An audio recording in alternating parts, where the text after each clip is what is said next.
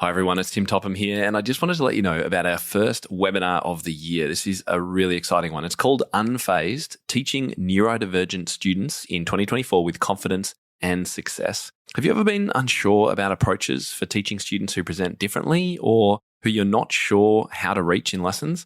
Perhaps you've taken on a neurodivergent student and just not feeling that confident about your approach. Maybe it feels really slow or difficult. Or you just want certainty that you're on the right track. Or perhaps you've taken on a student who you think might be neurodivergent but aren't sure and don't really know the next steps. How do you teach them? Do you talk to the parents? What do you say? Most teachers have so many questions about this, so we've teamed up with the incredibly experienced Selena Pistoresi, author of the Milestone Method, and our original special needs teaching course, one of the most popular inside TopMusic Pro membership, to answer all your questions.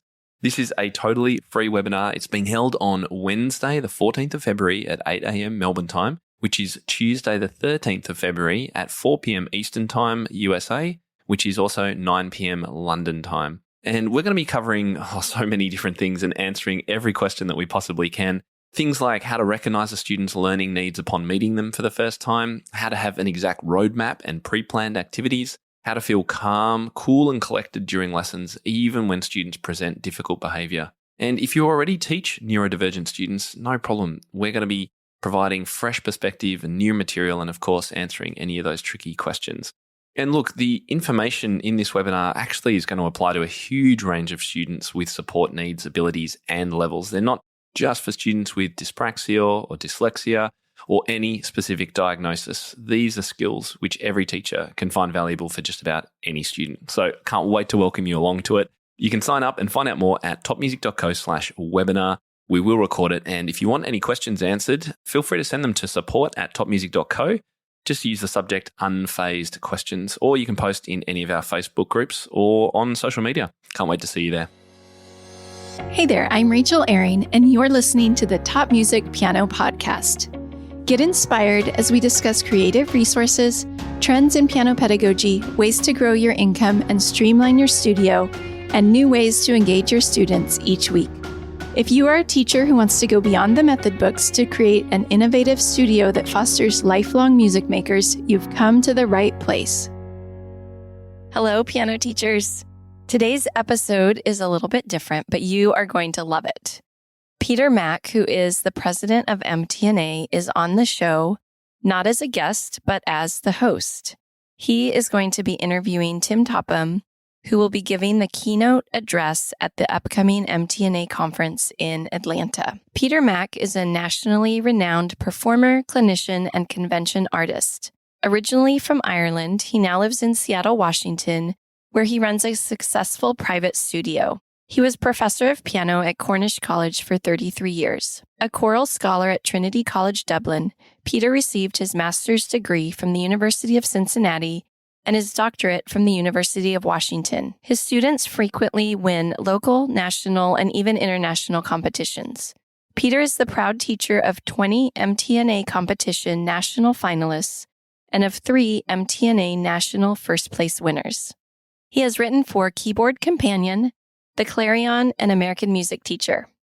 Peter is currently Washington State's Foundation Chair and serves on its nominating committee. Peter has adjudicated for Washington's Amazing Map Adjudications program for 23 years. Here's Peter Mack interviewing Tim Topham. Hello, and welcome to the Integrated Music Teaching Podcast. I'm Peter Mack, your guest host for today's episode. I'm here to talk with Tim about Music Teachers National Association, known in America as MTNA, of which I am president.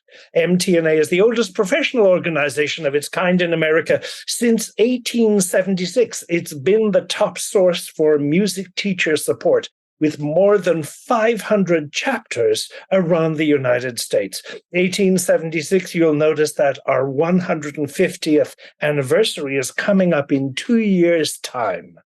Oh, it certainly is. It's going to be in Chicago. It's going to be very exciting. MTNA is dedicated to providing all sorts of opportunities for professional development for our members through our publications like American Music Teacher, grants, workshops, webinars, and conferences. And conferences is why we are here to talk to Tim today.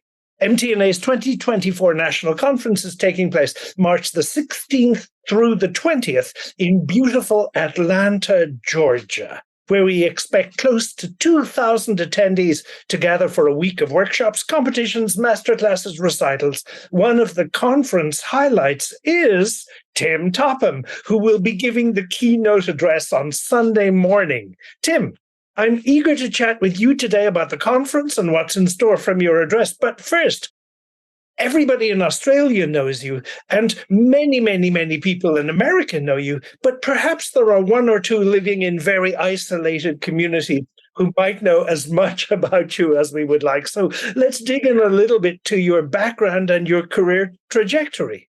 Tell us, in a recent interview you did for American Music Teacher, and that's the MTNA national magazine that comes out every 2 months, with the fabulous Leela Viss, you provided a little bit of your background on how it shaped your path to where you are today. Could you share a little bit of that for our American listeners? Just who are you? Yeah. Thanks, Peter, and thanks for being the host of my show today. It's nice to be on the other side of the mic.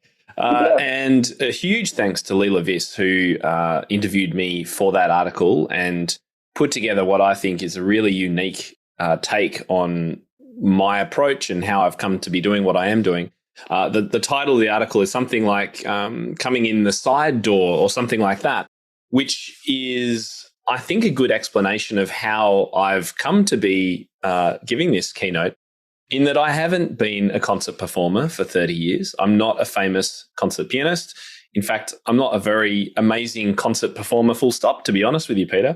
I haven't studied, I haven't got my DMA, and I'm not a professor. And yet I'm still able to provide lots of what I hope will be fantastic food for thought for the teachers that come to the conference next year. So in sort of short answer to your question, I think one of the reasons that I have come in from a different perspective is that I didn't take that traditional path through my education. I didn't sort of finish my schooling and then go into a conservatory and study performance and then get all my exams and then do my doctorate in performance and all those kinds of things. I actually kind of gave up on music for quite some time. Well, in a formal sense anyway. I studied with an amazing teacher called Miss Mack, my local community teacher, from the age of 8 until about 12, when I decided that the classical music, and I'd done some grades through that period, wasn't really floating my boat and I was too cool for it. So I wanted to do some jazz. So she connected me with an amazing jazz teacher in Melbourne who took me under his wing for a couple of years. And then I was like, that's okay, but I'm not really sure. By the last couple of years of school, I studied it as part of my schooling. I studied piano, and that was okay. But after the end of school, I really didn't study it formally at all. But I was doing musical things. So I was accompanying friends who might be singing or the odd exam student. I conducted orchestras for musical theatre, so musical direction and musical theatre. I love doing that. I remember doing the Hot Mikado and the Wizard of Oz and Grease and all those classic shows. So I was getting lots of musical experience, but not sort of specifically on piano. And in actual fact, at that time, I was moving more into teaching. I was really into outdoor education, taking kids on school camps and trips and abseiling and canoeing and rock climbing and all of these, all that kind of fun stuff. And it would be years later that I would come back to music teaching, specifically piano teaching.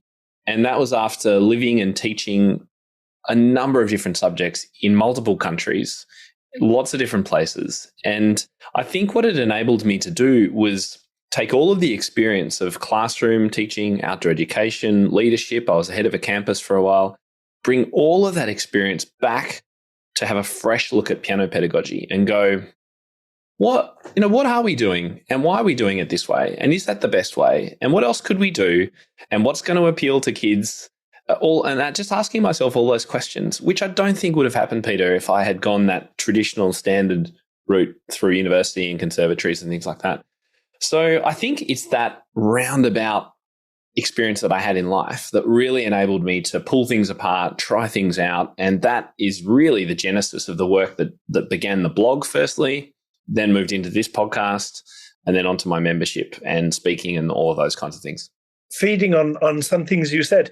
First off, my last name is Mack, M-A-C-K. So tell me about Miss Mack. Oh, Miss M-A-C, it was Mackendo. Oh, she was. Oh. Yeah, she was. My godmother actually connected my mum with her after I drove my family crazy playing a tiny little Casio keyboard on long car trips, because back in those days there was no iPads or headphones or anything. So we were all, no air conditioning either, in hot summer in Australia, driving to Sydney 10 hours. And I don't know why, but they gave me this little keyboard and they thought, I don't know, there's something about Tim loves it and he's making some kind of cool sounds. So that's when they spoke to my godmother, whose children had gone through Miss Mack, and I connected with her. She was a fabulous influence on me. And then you said that you pretty early on started to conduct, and that you were How did you have the courage to do that? Because I'm thinking that's just a terrifying thing. I've always been someone who is happy to try things out and take risks. And I just thought I could do that. So when I was at school, I used to play piano. I either was in the school musical or would play piano in the band. So I would see how people would teach the songs and conduct. And I thought, I could do that. How hard can that be? And so I think the first show I did was Greece, and there was just a little band, like a 4 or 5 piece band. But I distinctly remember the most challenging one was a full orchestra with a production of Oliver at the Powerhouse Players here in Melbourne. And that was, I had to find timpanis and it was huge. But I really relished the opportunity to just put myself out there and challenge myself. And I wasn't taught to conduct. I kind of just gave it a shot and it kind of worked okay. I'm just so impressed by that, because and I'm thinking, as I'm comparing your background with mine, how I did. Well, I mean, I went to college to start to study something else, and then I switched. But I've been sort of pretty much I went and got a doctorate and played concerts and the whole thing. But I would be terrified to conduct, and I'm thinking, you maybe because nobody told you that it was really, really difficult, you were just like, I could do that. Yeah, that's absolutely true. Nobody did say it was difficult. And I've always been an organizer of people and someone who's happy to stand up and lead, and, been a classroom teacher for a long time. I was quite confident in front of groups and organizing people. So I think that probably helped. Yeah. I'm so impressed by that. I mean, I'm impressed by everything, but still. You write books, I understand. That's also something that's like terrifyingly difficult, except is it? You've a new book, don't you? Yes, thank you. Yeah. So No Book Beginners, which is a funny name for a book, but it describes my approach to teaching beginner piano students without books for the first 5 to up to 10 lessons, let's say, just to delay reading. And there's lots of great research around why that's a good thing to do. And hey, Peter, it's just a hell of a lot more fun to not teach reading in those first few lessons. But that aside, yeah, the book was a journey that I'd wanted to complete for probably 4 years. And I just finally set my mind to it this year, and I said, I'm going to do it. And I finished writing it in about April. And then we've had the last 6 months, this is 2023, to edit and proof and all that kind of stuff. And it's literally going to be launched in December. And then again, I'll be mentioning it in MTNA, which I'm very delighted to be able to share it with the Americans over there too. Good. Who is publishing it? Self-published. So my company, TopMusic. TopMusic. Great. Okay. And if Americans want to buy it, is it going to be on Amazon? Is it going to be on, how do we get it? Yeah, so you can either get the PDF from topmusic.co/book, or it will be available on Kindle and Amazon in a paperback to print and deliver should be from December. So by the time people are hearing this, it should well and truly be available. We've also got the audio book available too, yours truly reading it, which is available at topmusic.co/book as well. So who should buy it and why? Any piano teacher who has wondered whether opening up a method book in the first lesson and pointing to middle C on the page and showing a student middle C and counting half notes and quarter notes. Any teacher who's ever questioned whether that might not be the most exciting, fun, and musical thing to do in a first lesson should get this book. And in fact, any teacher that is doing that and not questioning it should also get this book because I'm hoping that it will make you question it. Because really, fundamentally, what I've learned over the last 10 years of working with teachers and teaching myself is that there are so many musical things that we can do in those first lessons that can set a student up for a much better experience later on than reading. For example, singing. Just making and normalizing singing as a part of music education and learning, particularly for piano students, can have a huge benefit later on if they want to play by ear or if they're doing college auditions or exams or anything like that. Being able to pitch match, sing back pitches, clap back rhythms, being able to hear tonal centers and dominant and tonic harmony. All of these things are standard things that we want students to be able to do, but we often don't. Or if we do, it's later on when suddenly we go, oh my goodness, we never taught this. We need to get them to do this. So I bring all of that into structured lesson plans for those first 5 to 10 lessons that any teacher can use either alongside their method or instead of their method for a few weeks. So we have some teachers will use the whole 10 weeks. Some teachers will use the first 3 no-book lessons and then start introducing reading, but continue the no-book along the side. It really can be used quite flexibly. It's a framework rather than a method. So you can kind of scaffold your own teaching around it. Have you been using this method, or is this the way you've been teaching your own students? Yes, yeah. And I tell the story at the start of the book of the work that I did in 2015 when I came to my first speak at NCKP, actually. So the speaking at MTNA will be almost a decade since I first spoke in America. But at that conference, I was introduced to music learning theory and Dr. Edwin Gordon, and that really sort of gave credence or background to the thoughts that I had already been having about beginner lessons. And so I went and decided to challenge myself. It comes back to a little bit like the conducting, to challenge myself to take on a new student who I had just got, Josh, and teach him with no books for 10 weeks, which is a term in Australia. And I just went, all right, I'm going to do it and let's see what happens. Let's see the impact on him. Let's see how he engages with it. And I'm going to document what I do and try it and then share it if it works. And it did work incredibly well. And we've now had well over 1,000 teachers use it. And so the book has a lot of comments about the other teachers' experience with it. And one thing that I'm really proud of is that it has sparked other teachers' somewhat latent creativity in many cases. And these teachers that really said to me, I'm not creative enough, or I'm not creative at all, suddenly you're going, oh my goodness, this is so much fun. This is what I can do. And they're taking the ideas and running with it and making it their own and making it even more impressive and adding costumes to this improvisation and stories over here. And it's just been such a remarkable thing to experience. I think if I have one regret in my musical progress or my musical career, I wish that I could go back in time and reteach the students that I started 30 years ago when I started teaching. Because I was insecure and I didn't know what I was doing. And I had been taught with the middle C and this is middle C and you play these notes and so on. And of course I had strict teachers, so I was a strict teacher. And I wish that I could take all that back. I think a lot of teachers will feel the same. And in fact, I also taught as my teacher, who was a fabulous, fantastic teacher, but she did teach with the John Thompson method and minims and quavers and whatever is in lesson 1, and both thumbs on middle C, which is like the most uncomfortable position. So I think every teacher is in that position, and all we can do is obviously moving forward, try and do better.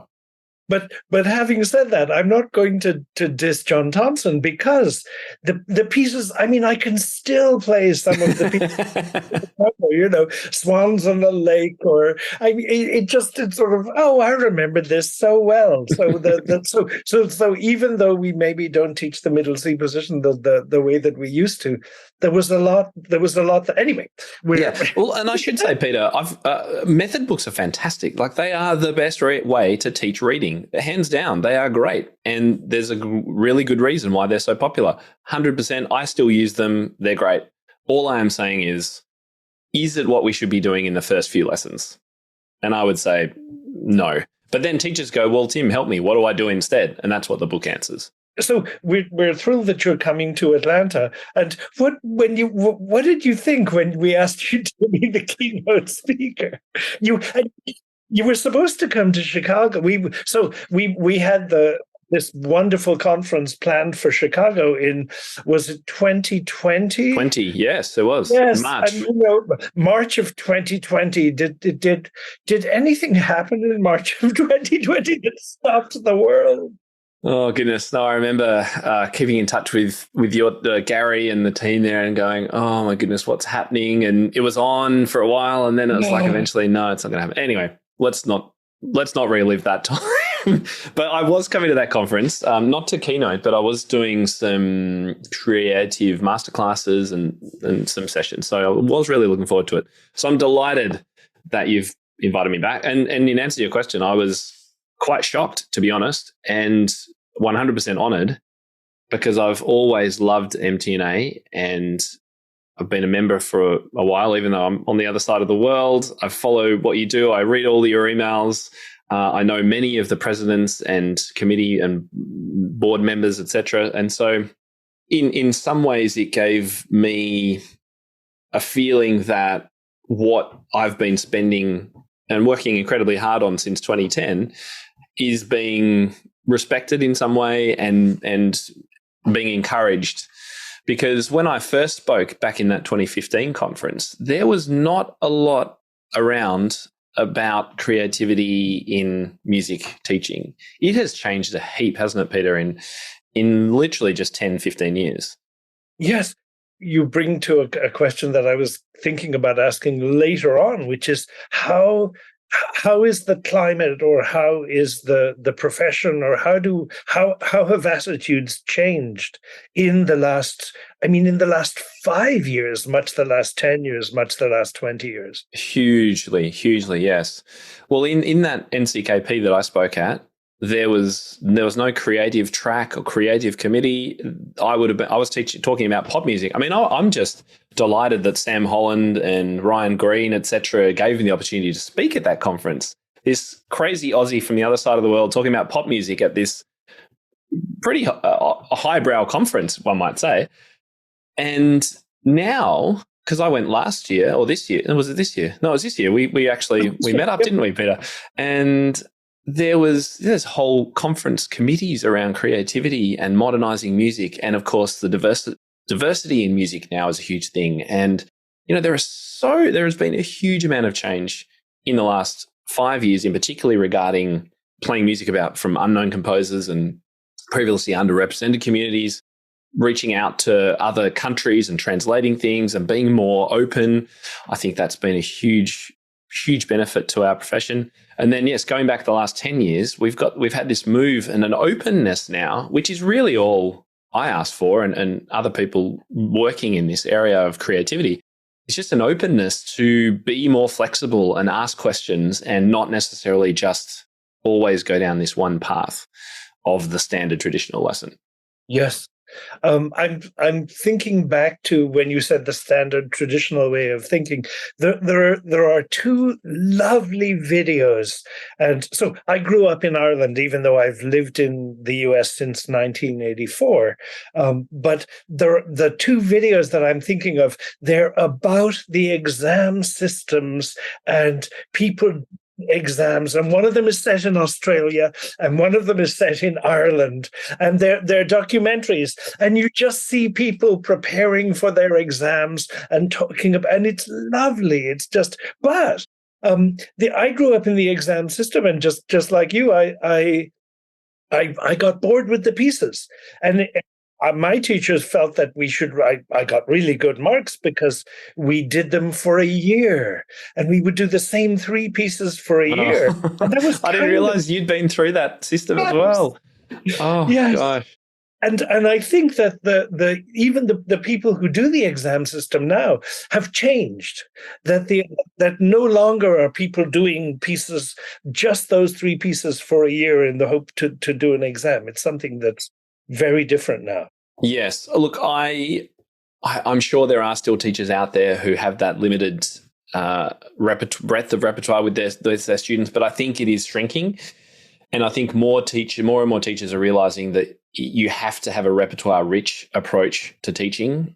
And if that means that students can't do an exam a year, then so be it. Because, hey, I mean, the real reason why so many of the students in the exam-based systems only do 3 pieces is because they're operating at the edge of their technical ability every year, and it just gets harder and harder. And so they only have time to do those pieces.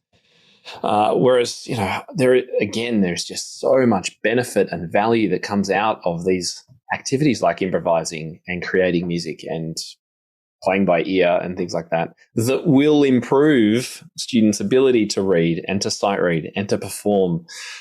So it's not about any of this stuff being sort of playtime or candy or anything like that. It's actually a really pedagogically sound way to build deeper connections and meaning for students and better understanding. I remember when I was starting out and I was starting to put kids in competitions, I remember an older teacher telling me, you've made the classic mistake of a young teacher. And I was like, what do you mean? What are you talking about? She said, every piece is too difficult. You said the outer limit of their creativity. It took me a long time to realize that you can have a piece that a student learns just for enjoyment, just for love, just to show. And so my students now, if they're doing a competition, I like doing competitions. If they're doing competition, or if they're doing an exam, or if they're doing a recital or something, there are going to be some pieces that are way easier. Yes. Just absolutely. Because isn't it lovely for everybody? Yes. 100%. And even easier than easy, just to keep their sight reading up. I mean, let's not try and sight read at that grade 6 that they're at. Let's do a whole lot of sight reading at grade 1 or lower and just, get faster and more confident at it. Yeah, 100%. So important. One of your biggest supporters and fans in America and in MTNA is past president called Martha Hilly. Oh, Martha. We love Hilly. She's like a legend in Texas, and and I remember going to a talk that she was giving about the way she structures her lessons. And one of the things is she has a cup, and in the cup there are laminated little sheets of music, just one line. And when the student comes in, she says, "Pick one," and they pick one, and that's their sight reading. They just do that at the start, and then they put it back in the cup, and then they go on with the other stuff. But I thought, what a lovely! It's just a tiny little bit of everything always. Yes, nice simple idea that any teacher listening could try out. I love it. I don't know if you've already said, what are you going to talk about specifically? Well, no, I don't think we did cover that. So I've done a lot of thought about this, and I was initially going to speak about this notebook approach, but I actually want to do something a bit bigger because it's music teachers and not just piano teachers, and the notebook beginners approach is all about piano teachers. I thought, how can I kind of combine the two somewhat? And so I've been fascinated for a long time by vision and visionaries. People, I mean, there are people with big visions. So when you think of the Elon Musk, the vision is we want to colonize Mars. I mean, it doesn't get much bigger than that one. And there's lots of people with smaller visions. And everybody, even if they don't think they're a visionary, they do have visions, because we have visions for what our children's future will be like. We have visions for what our bathroom remodeling will look like, our garden once we've had the landscapers in. So we all understand this idea about vision. But I see it really lacking in music teachers in regard to their studios. And in some ways, it comes back again to this teaching like you were taught. We many teachers fall into teaching in some ways. It's not always a plan. For some people, it's a very considered and planned thing. But for some teachers, it's when they were 18, they were asked to teach the kid next door and they kind of got into it. And we don't often sort of sit back and take that time to go, why am I doing this? And what am I trying to achieve here? What is my vision for my students, but also for me and my studio? And this also comes up when I coach teachers. Perhaps they're struggling and don't have enough income, or they're burnt out, or they're not enjoying things. Oftentimes I'll say, well, what are you trying to do? What is your goal? How much income do you need? All of these kinds of questions.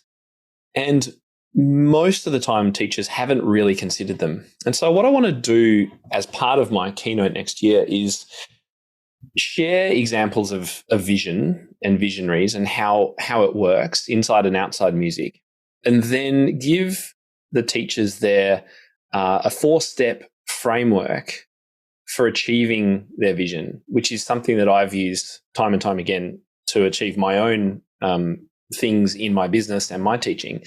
And I'm going to use the teaching with no books as the example for teachers. So the vision being, I want as many teachers in the world to reconsider their beginner lessons and do some more creative things before they teach reading. That's my vision. And step through the framework. How did I actually get that to reality where teachers are actually doing that? So I hope, does that make sense? That's kind of roundabout, but that's the big picture. Be more specific. It sounds lovely, but I don't still quite understand what exactly you're going to do. Well, I think what I want to do is challenge teachers to think about what the vision is for their students and their studio. And I think they're two distinct things. So we have student goals, the goals that we believe students should achieve. So we might have, I might be a competition kind of teacher who just is known for and loves preparing students for competitions, and they do really, really well, and I charge hundreds of dollars an hour and I'm amazing at it.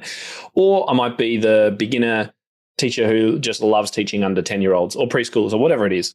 What is the goal for the student? What are they going to achieve? What are they going to look like? What are the skills that they're going to have? Have we actually thought that through? Because I think, again, some teachers, particularly when we get to that intermediate stage, so they finish the method book, we enter the intermediate stage where there's this period of years and years where there's no book to follow or recipe cards or anything like that. And we kind of have to make it up as we go. And again, a lot of teachers that I coach with this, it comes back to, well, what kind of students are you trying to create at the end of this period? Do you want them to be able to perform on stage with a tuxedo? Or do you want them to be able to start a band with their mates in a garage and play a keyboard? And it's going to be different for different students. But let's think about it and let's have that end goal in mind. And for many students, teenagers and adults, you're going to be needing to work this goal thing out with them. But we all often in our minds will still have that picture. I'm not the kind of teacher that parents will bring their child to in order to do competitions or festivals or blitz exams. They come to me because they want the pop and the chording and they want their children to love composing and all those kinds of things. So what is that for you? That's my one question. The other side of it is, what is your goal? So particularly your financial goals. Because again, if teachers are teaching for a living, and I know not all teachers do, but a lot do, you need to know what your financial goal is in order to set up your studio the right way. Otherwise, you may never get to that financial goal. And so that's why teachers often need to consider crossover lessons or pairs or small groups and things like that if there's a certain financial goal that they need to hit.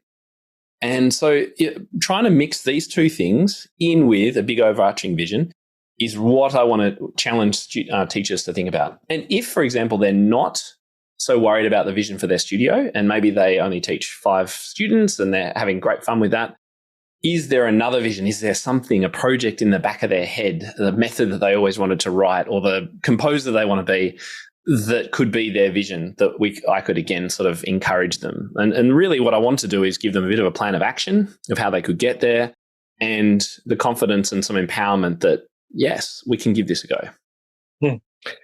I think you hit on something that we've talked about changes that have happened in the last few decades. And one of them is that we were thought of as being artists who did it for the love of the art. And our reward was just the enjoyment of art. And we were not business people. And even and talking about money, that they talk about Chopin when he taught lessons, that the students, there was a teapot on the mantelpiece. On the mantelpiece, that's right. And he would leave, and the student would put the cash in the teapot and put the lid on the teapot, and then he would come back as if nothing had happened. But that as soon as the student left, he would run over to the teapot. But there was this stigma of sort of we are artists, we are not business people. I think that's so gone. That's so we are, and the idea that you have a financial goal in mind and that you can plan towards that rather than just falling into it. I think that's something that very new development. Yeah, and so important because we are. If we want to be seen as professionals, there is that stigma that, we should get a real job or we're babysitters or whatever it is. I mean, and I think that's lessening now because teachers are becoming more professional. They're realizing, I do need a separate bank account for my business. I do need to look at ways that I spend money as an investment in my business and the professional development I need and charging what they're worth and, all of these things. And I've been pushing this for years and years, and I'm glad, I agree, Peter, it has changed over time, but we still have a bit more work to do. And I think the next step is to go, okay, well, we're thinking a bit more business-like, but if you are a business, then you tend to have budgets. I'm not saying that we all have to go and create a budget, but a budget does suppose that you have thought out a plan of action into the future for a set amount of time. And that's, I think, the missing step for many teachers. And I think we can gain a lot by doing that. Mm-hmm. Do you think, I remember being at a competition, the final of a competition, and sitting beside a teacher called Marjorie Lee, who was from Washington, D.C., and she's a very famous teacher. And one of her students was playing, and she was playing the Scriabin Fantasy, which is this incredibly difficult, big piece. And I said, she's very good. And Marjorie said, I've had her since she was 4. And I think that's extraordinary because I have students who play very well, but I've never had them since they were 4, because I think that sort of starting students is and doing the early lessons, that's a gift. That's a skill. That's a skill set that as I said, I wish I could go back and apologize to my students that I started. And so I very, very happily will take, if a teacher feels, it's time for them to go to somebody else, or if they want to do the bigger repertoire, if they want to do that, I'm very happy to take them. But I don't bring them from the start to that. I use other teachers' starting points, and then I can refine or polish or whatever. And as I hear you talk, it seems to me that you feel the same way, that sort of you find your thing that you're best at, and then you do that. But then do you feel that Marjorie is just the incredible exception, or do you think we can do everything? That's a really good question. And it's interesting because just last month we brought out a new course about teaching advancing students, because I saw, and I had my own experience where I thought, am I really good enough to teach an advanced level student? Really questioned it, imposter syndrome, all of that kind of stuff. And so we created a course to try and help teachers who are open to it and interested in it, going, not just giving away their students, but actually taking on some of those first initial early advanced works and giving them guidance around how to do that and how best to, what they need to know to do that. Because I think it's quite sad that, some teachers can work from ages 4 to 14, get them over that identity hump where they want to give up around 14, and then they hand them over to another teacher anyway, and they lose all of that goodwill and the work that they've done. Now, I know not all teachers want to teach advanced students, but I think there will be some, and I'm hoping that we're sort of helping those teachers. The short answer, though, I guess, is I think it just depends on the teacher. I think few teachers would probably go from 4 to highly advanced playing confidently. I think it's a real challenge, and I think there is more benefit from a marketing perspective, particularly to be known for a certain skill set, as you mentioned. So I had a real skill set for taking on transfer students who are about to quit and keeping them going and getting them back into music and giving them a really modern, innovative kind of lesson approach. That was my thing. That's what I really loved. So I loved working with sort of teenagers, 10 to 20-year-olds-ish. But I know plenty of teachers in our membership love preschoolers and just want to work with under 6-year-olds, which is what you were saying, not your thing and not my thing either. But that's great that it's their thing. So I do think there's a benefit in that, because you can market yourself as specifically able and skilled to work with a particular group or type of student. And that's where you're going to get the most passion and benefit from yourself as well. You're going to enjoy it more. I have one 6-year-old right now, and I have her because her mother is a really good friend of mine and a music teacher. And so, but the energy that I have to expand in that lesson, it's more than, I'm just exhausted at the end. This little 6-year-old, she's adorable. I know what you mean. Yeah. You have to give so much, don't you, to inspire and motivate and be excited, and you got to get off the bench and on the floor and all of that kind of stuff. Yeah. It's Marjorie said about I don't know if she even takes transfer students. I mean, she's really got her act sort of that she knows what she does. But she said, I just find I spend so much time correcting other people's mistakes. And thinking, well, I know how to correct other people's mistakes, but my mistakes. That's another story. Yes. So we've talked about how a challenge has been for us to think of ourselves as business people rather than the artists that we were brought up to be. What do you think? Can you think of any other challenges that we have as music teachers in 2023? That's a great question. And I think the most obvious one is a change that we're already seeing, which is the changing role of the teacher from the wise sage, know-it-all, have all the answers, can do everything, and going to fill up that empty bucket of, which is the schooling model that we've all lived through for the last since the industrial age, I guess, to a model where the student, we think more of a student first or a student-centered way, giving students more autonomy, which self-determination theory and the research all backs up is really important for self-motivation.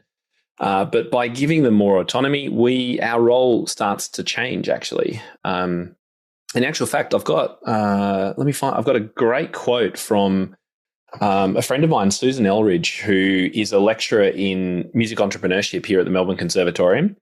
And I've got this quote from her that I've used in some of my presentations. Let me read it. It's quite short, but I think it speaks to this challenge.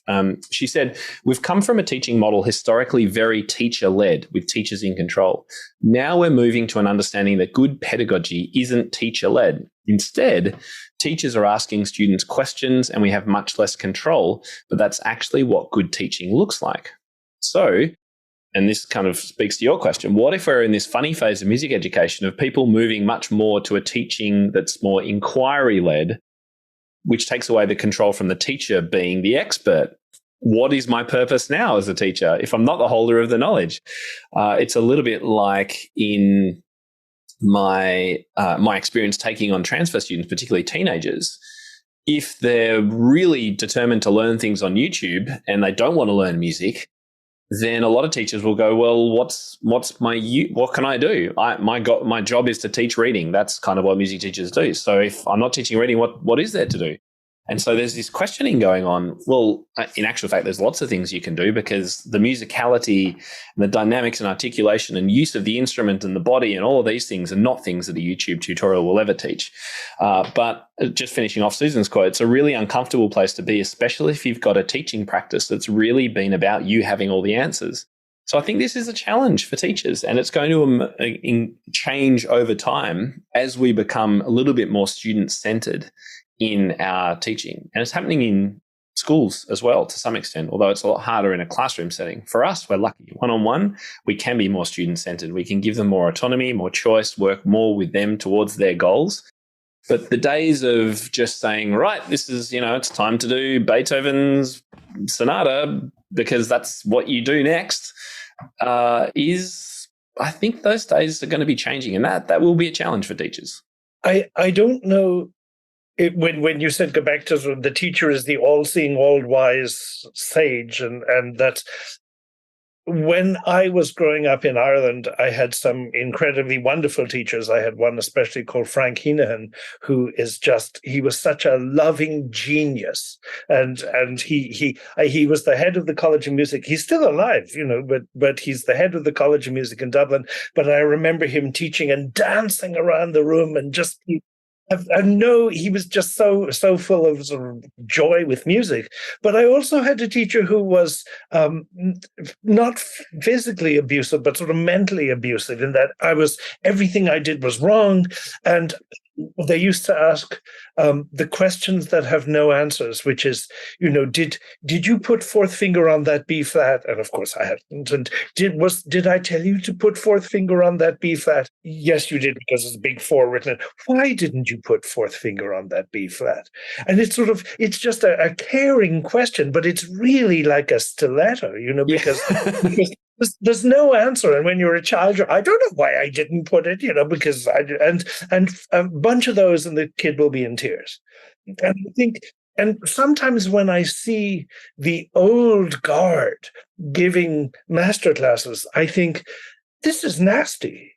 This is unpleasant. This is maybe not physically abusive, but this is I would never want to have that person as my teacher.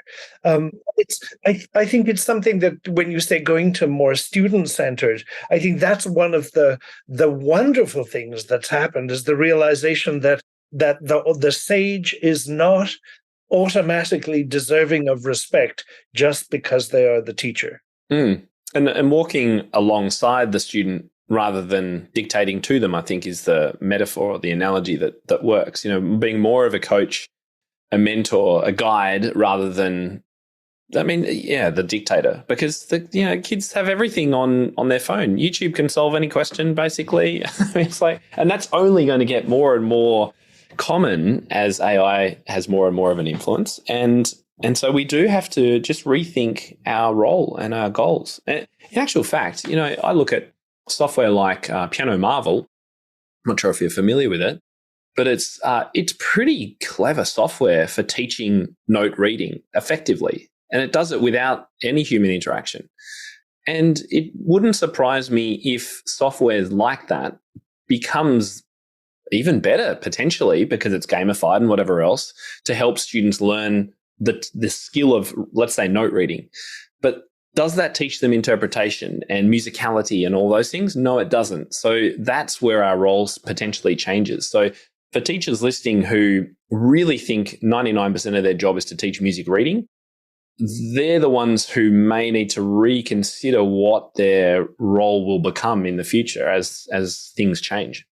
Mm-hmm, mm-hmm. I think we're reinventing ourselves or going out of business. Yes. Yeah. Well, yeah. Teachers are losing students. And that was another reason I wanted to write No Book Beginners, was because if we can set them up right from the beginning, you're more likely to keep these students engaged, because they'll be more successful and they'll have more fun and you'll have better rapport with them and you'll be having more fun as well. Like, all of these things lead to, hopefully, more students continuing music education. That's what we want. In music education in Australia, in America, we've had focusing on what's called STEM, which is the fields of the science, basically the science and mathematics fields, and away from the arts. And so schools have lost bands and have lost music and so that's a very depressing thing that is happening. And it puts we become even more than we were, the people who introduced them to the world of music, because now they're not getting it in the schools the same way. Is that happening in Australia as well? Yeah, sadly. I don't think it's perhaps quite as advanced as it is in America, but it is certainly happening here as well. We have a lot of music classes being cancelled, music specialists in primary schools just not there at all. So it's down to the classroom teachers, one day of music school training to teach music, things like that. It's not good. And I'm not sure how that will resolve. So people say, it should be STEAM, which is, yes, I've heard that too. A for the arts, and then also one of the things that people say is, how if people have music in their curriculum, then they get better science test results. Yes. And on the one hand, look, it just shows how wonderful music is and it helps you. But it's still, I don't like that way of thinking in a way, because it says the important thing is to have the science grades up. And if music does that, then that's music's only function. Whereas what music really does is enrich lives and just make our lives so much more vision, so much more enjoyment. Rich and full. That's right. Yeah. It's nice to be known, music education, to be known to be successful in helping other subjects. But I agree. It really should stand on its own 2 feet. And look, for teachers who are sad about that issue in schools as well, that's even more of a reason to keep up the work that you're doing with your students in your studios, because that may be the only experience that students get. Who do you find inspires you to keep going? Who are you looking at now to say, this is someone that's got such a great viewpoint that I can't wait to hear more? You said, is it Susan Eldridge? Yes, Susan Eldridge. She's been a long time friend and colleague. I think in answer to your question, with the people that inspire me are the teachers we work with day to day at TopMusic, who tell us, what's going on. We try and help them, and they give us these, amazing stories we hear of the success they're having, how they feel as a teacher of those students who are having those aha moments. We know that that's, the reason we teach, those light bulb moments for students that we can be a part of and the connection we have with their families. So I do get really inspired by the teachers who are out there working super hard every day. And it's a hard job. I think classroom teaching, if you can manage a class, classroom teaching is actually an easier job and less exhausting than one-on-one teaching. When you're doing one-on-one teaching, you are there, you are on the ball all the time. And if it's a 6-year-old, as you said, Peter, it's utterly exhausting. So that's teachers do inspire me, and it's the reason I keep doing more and more of what I can to support them. And I think from a business perspective, I actually get a lot of inspiration from outside music. And so when I came to create my first course and the membership and other elements of my business, I was inspired by what I was learning from other fields, internet marketing fields, even, the big entrepreneurs. I love reading biographies. And I read Richard Branson's biography when I was about 16, and I still remember it. Losing My Virginity, it was called. Brilliant book, so inspiring. And I love those kind of inspiring tales of entrepreneurship. And so that's kind of my inspiration business-wise, and the pedagogy side comes from the teachers we work with. Lovely. Is there a person when you finish teaching and your last student has shut the door and you are laying back to relax, what music are you going to put on? You're not going to believe it. Most people don't believe what I'm about to say. My tastes are very eclectic, and so I will listen to classical piano sometimes or classical music, but I actually mainly listen to dance music. Electronic EDM, electronic dance music, specifically house music, and what's called progressive house, which is a fairly repetitive. I don't know. I like it I think it reminds me back, Peter, of my clubbing days and that time of my life. And I don't know, I can sit there and groove along and just enjoy it. Oh, that is not the answer that I expected. Got to keep you on your toes. And so if we wanted to, what would be your favorite 3 EDM tracks? Oh, gosh. Oh, wow, you put me on the spot. In fact, I can probably tell you, because if I go to my Spotify, it will show me.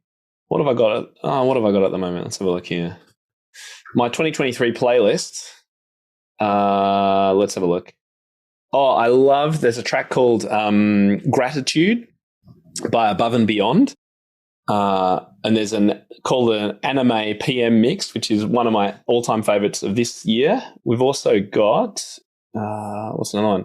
Oh, so there's this guy called Ulrich Schnaus. What a fantastic name, German producer, who has a track. It's actually back from, it's quite old, but it's called Gone Forever, and it's a long track. It's 8 minutes, and it's just, there's something. It's not actually a dance track, but it's electronic music, which I love. So that's a little bit different. And if you want something kind of different, again, then something like That's Life by Scores, SCORZ, is going to be quite interesting for people to listen to. But, the thing I love about that music is all of my musical experience has been very chord-based. I love chords and harmony. I used to love getting on a pipe organ when I was a kid and thumping out some big chords. I love the opening chords of Saint-Saëns piano organ concerto. All of that stuff. I love big, thick, rich harmony. And a lot of these tracks that I listen to have, to my mind, really stunning chordal movement and harmony. And I don't know, it's something about it. It's quite hypnotic almost. And the repetition, I just love it. And then I love going to the piano and trying to play the chord progressions. So that's, I don't think I've ever said any of that or given out any of my playlists before. So there you go, Peter. No, do you listen to Jacob Collier? He's an American. No, he's not. He's an English. Yeah, I've actually interviewed him.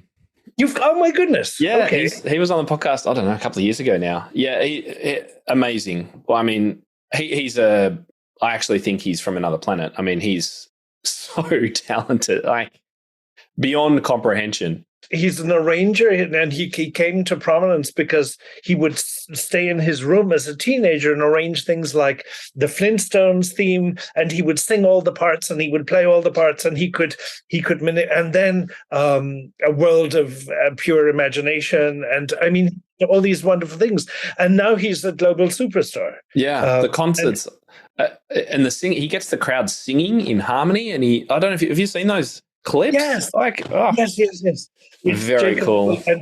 And he beautifully brings us to the MTNA conference, because now he's not coming to the MTNA conference, but he's nominated for a Grammy this year with a group called Sage. And Sage, one is SAJE, and the J in Sage, it's for best arrangement, the five of them together. The J stands for John A. Kendrick, and John A. Kendrick is singing at our gala. We asked her. I live in Seattle, and she lives in Seattle, and so there's no greater perk when being in a position of being able to ask to do things than to ask your friends to do things. And so I asked her, would she sing at our gala before she was nominated for a Grammy with Jacob Collier, but now she's nominated for a Grammy, so her fee would probably have doubled. That's true. Well, if anyone, I've just looked it up. Our episode is episode 200 of the podcast. We're almost at 400, so it was a couple of years ago. topmusic.co/episode 200. You should be able to listen to the Jacob Collier interview. I'm so you are light years ahead of everybody. It took some work to be able to connect with him, but I'm so glad I did. And it was a little bit earlier before he had the whole world tours and things, so I managed to snap him up. There's a picture of him at the Grammys a few years ago, and it's sort of like he needs a shopping basket just to carry them all, because is there anything that I should have asked you that I didn't ask? Is there anything that you think, I wish that he had... I don't think so. I think we've covered a lot of ground and some new ground, and I hope my regular listeners have enjoyed having a new host. So thank you, Peter, for taking on the interviewer role. It's been fun. I will have you know that to prepare for this, I am drinking lemongrass and ginger with lemon myrtle tea that is made by E.C. Choate and Company Pty Limited. Yeah, in Australia. Terry Hills in New South Wales. And I sweetened it with honey that is made 100% Australian honey. And I'm looking for the Beechworth. Beechworth, yeah. Everyone knows Beechworth honey here. Yes. Are they really famous? Very. Yes, and lemon myrtle is one of our native species of tree. So there you go. Nice work. Even though I'm from Ireland, my grandmother I have an uncle in Sydney, and my grandmother lived in DY. Oh yes, on the beaches of Sydney. Yes, exactly. And she used to swim every day, which is probably what kept her alive for so very, very long. I am honored that you asked me to interview you, and I am so excited that you're coming to Atlanta. Thank you so much for having me. Everyone can come to Atlanta. Yeah. Well, we should tell people where to go in order to get their ticket as well. I assume MTNA. MTNA, if you go to mtna.org, the first thing that will hit you is the banner that says conference. And come along and hang out with us. Yes, exactly. March will be a beautiful time to be in Atlanta. It's in the South. It's called the Peachtree State. I mean, it'll be lovely. It's a place I've never been, but everyone tells me I will love it. So I've given myself, 2 or 3 days before the conference to do a little bit of exploring. Perfect. And I mean, there are so many wonderful things about it, but the food is just out of this world. Oh, yes. You'll have to show me where to go. Thanks so much, Peter. It's my pleasure, Tim. I hope that you enjoyed this episode as much as I did. Besides the fabulous accents, I loved the way Peter and Tim talked about the changing role of piano teachers and how teachers need a vision for themselves, their studios, and their students. Congratulations, Tim, on being chosen to give the keynote address at the MTNA conference. That's a really big deal. If you are looking for ways to expand your vision and meet students where they are at, the TopMusic Pro membership has hundreds of resources for you. Whether you need help teaching advanced students, preschoolers, or pop songs, you will find everything you need inside of the membership. Go to topmusic.co to learn more. I'm Rachel Ehring, and you've been listening to the TopMusic Piano Podcast. Until next time, have a wonderful week. How do you keep up to date with all the latest trends and research into music education? How do you connect with other teachers around the world and make sure your teaching stays fresh and relevant for students of all ages and stages, both now and into the future? I created our TopMusic Pro membership to be the one-stop shop for music teaching resources, training, support, and community, and I'd love for you to come and join us inside. With over 40 comprehensive training courses, hundreds of teaching demonstrations and lesson plans, free monthly sheet music, discounts, and all the business and pedagogy support you could ever need, TopMusic Pro is the community you've been looking for. If you're ready to level up your learning from the podcast and join thousands of other teachers in our global network, head over to topmusicpro.com today.